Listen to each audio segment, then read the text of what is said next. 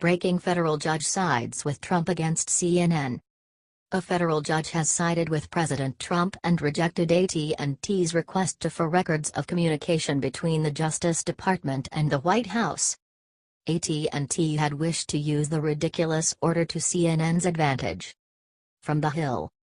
A federal judge overseeing the Justice Department's lawsuit against the AT&T-Time Warner merger rejected AT&T's request for records of communications between the agency and the White House. AT&T had been preparing to argue in the upcoming trial that President Trump's animus towards CNN, a Time Warner subsidiary, had influenced prosecutors' decision to bring a case against the $85 billion deal.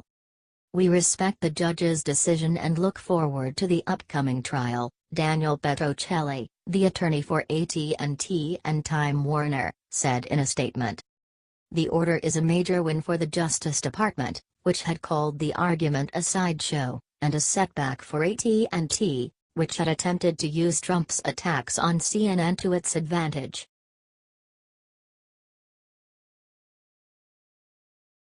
Trump's had enough deep state meddling, slams Judas Jeff Sessions with 3 brutal words. President Donald Trump has reached his limit with former President Barack Obama's deep state operatives meddling in our government. Now, he's got 3 brutal words aimed directly at Attorney General Judas Jeff Sessions that you don't want to miss. Despite numerous government officials demanding that Attorney General Jeff Sessions resign for his betrayal of President Trump and American patriots, he continues to provide a shield under which deep state hacks like Deputy Attorney General Rod Rosenstein and Special Counsel Robert Mueller can operate. Trump's had enough of this crap and took to Twitter with his frustration. According to Daily Caller, Trump let loose on Sessions on Wednesday, February 21, 2018, in a tweet which said, "If all of the Russian meddling took place during the Obama administration, right up to January 20, why aren't they the subject of the investigation? Why didn't Obama do something about the meddling? Why aren't them crimes under investigation? Ask Jeff Sessions." AG Sessions is the linchpin to the deep state's complete operation. If it weren't for the fact that Sessions recused himself from the Russian collusion investigation, our government wouldn't be the laughingstock of the entire world right now, and corrupt people such as Hillary Clinton, Barack Obama, James Comey, Andrew McCabe, Peter Strzok, and many more would be indicted for their crimes. Many people suspect that Sessions is in some way compromised and won't unrecuse himself because the deep state has some kind of dirt on him. If this is the case, why can't Sessions do what he wants criminals in the U.S. to do, pay the piper? This isn't the first time Trump has hit Sessions with the ugly truth. In July 2017, Trump's frustration reached a boiling point when Sessions refused to do his job and investigate Hillary Clinton's illegal email server and the DNC corruption. In one tweet, Trump wrote, "Attorney General Jeff Sessions has taken a very weak position on Hillary Clinton crimes. Where are emails and DNC server, and intel leakers?" Additionally, President Donald Trump threw hot fire on Jeff Sessions during an interview with the New York Times just a week before the July 25, 2017, tweet. In that interview, Trump blasted Sessions for being deceitful and taking the job of Attorney General with no intentions of keeping his promise to serve the American people first. Sessions clearly chose to serve the interests of Clinton and Obama, which left millions of Trump supporters infuriated with the former Alabama senator. Jeff Sessions takes the job, gets into the job, recuses himself, which frankly I think is very unfair to the president, Trump said, during the New York Times interview. How do you take a job and then recuse yourself? If he would have recused himself before the job, I would have said, "Thanks, Jeff, but I'm not going to take you." It's extremely unfair, and that's a mild word, to the president. At that time, Trump also blasted Sessions for his testimony during Senate confirmation hearings, saying that Sessions' failure to come clean about his communications with the Russians was bad form. Jeff Sessions gave some bad answers, the president said. He gave some answers that were simple questions and should have been simple answers, But they weren't, he added. Here we are, more than a year into Trump's presidency, and Special Counsel Robert Mueller is running rampant throughout Washington, D.C., trying to bring charges against anyone he can, even if they had nothing to do with Trump's presidential campaign. The ugly truth here is that this is exactly what Obama had planned. This national embarrassment and complete debauchery taking place in our Department of Justice and other federal agencies is the spectacle Barack Obama set out to create. The resistance that liberals constantly talk about in regards to President Donald Trump is exactly what is happening. Trump has the power to fire Jeff Sessions, Rod Rosenstein, and Robert Mueller. In my opinion, American patriots would respect him more for taking that necessary action than if he were to wait for Mueller to attempt a bogus indictment or impeachment.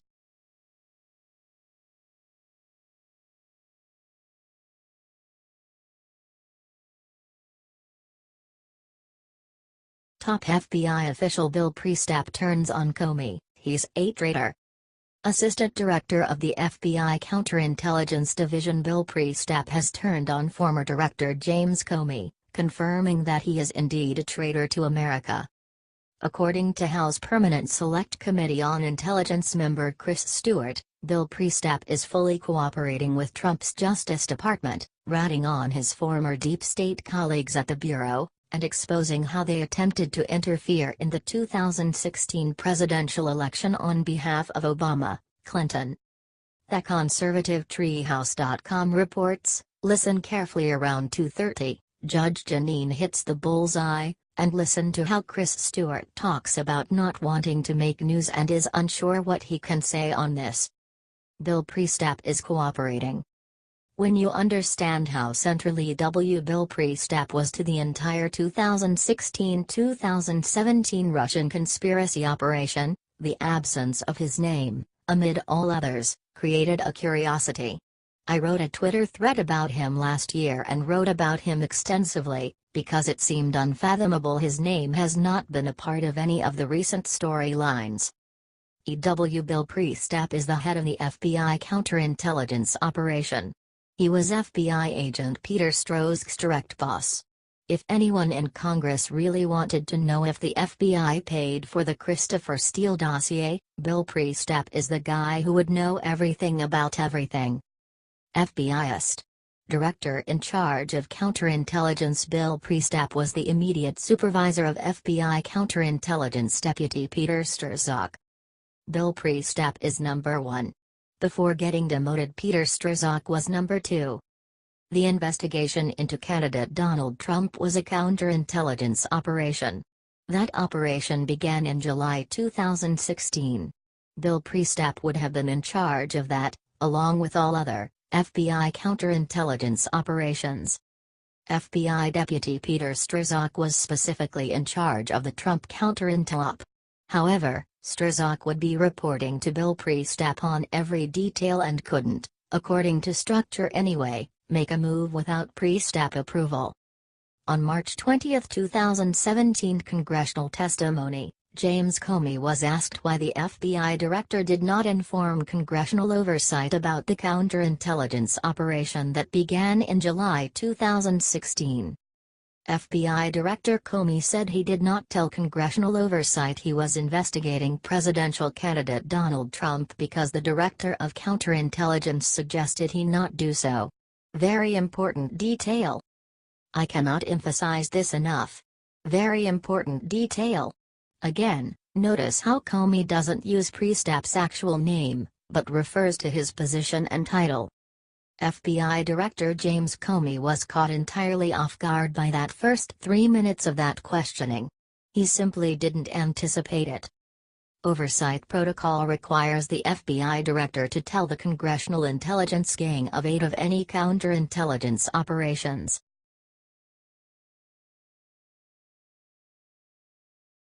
Massive news out of the FBI. Trey Gowdy has finally done it. Over the past few weeks, White House Special Counsel Robert Mueller's investigation into President Donald Trump's supposed collusion with Russia has imploded as multiple members of his investigative team have been exposed as top Democrat operatives. Now, South Carolina Representative Trey Gowdy has finally had enough.